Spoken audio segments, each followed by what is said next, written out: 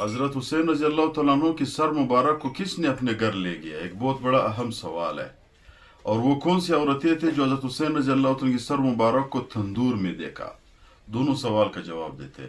حضرت حسین رضی اللہ تعالیٰ کی سر مبارک کو خولی بن یزید نے اپنے گھر لے گیا۔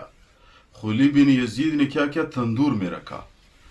بیوی نے پتہ کیا ہے کہ کس کا سر لے آیا؟ اس نے کہا ایک باغی ہے، میرے والد کے ہاتھ پہ بیعت نہیں کرتا ہے، اس کی سر کو کٹا ہے، لے آیا ادھر۔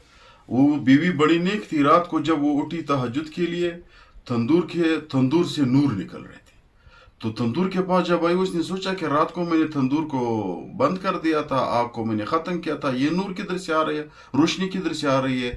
جب دیکھ لیا ایک سر رکھا ہوا ہے، اس سر کے چاروں طرف دنیا کی عظیم عورتیں بیٹھی ہوئی ہے۔ وہ کون سی تھی؟ حضرت مریم رضی اللہ تعالیٰ عنہ، حضرت عیسیٰ علیہ السلام کی والدہ، حضرت آسیہ رضی اللہ تعالیٰ عنہ فرعون کی بیوی، حضرت خدیجۃ الکبریٰ رضی اللہ تعالیٰ عنہ محمد رسول اللہ صلی اللہ علیہ وسلم کی پہلی بیوی، حضرت فاطمہ الزہرا رضی اللہ تعالیٰ عنہ، حضرت علی رضی اللہ تعالیٰ عنہ کی بیوی، اور حضرت پیغمبر علیہ السلام کی بیٹی، اور حضرت حسین رضی اللہ تعالیٰ عنہ کی والدہ۔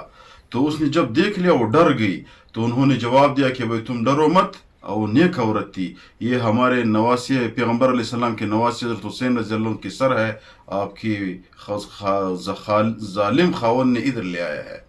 تو وہ ڈر کے بھاگ گئی، اسی گھر سے نکل گئی، آواز چیخ کے گھر سے نکل گئی، آج تک کسی نے نہیں دیکھا ہے۔ تو اللہ تعالیٰ سے دعا ہے میرے بھائیوں کے شہداء اہل بیت کے ساتھ ہم سب کو آخرت میں، جنت میں ہم سب کو مقامات عطا فرمائے۔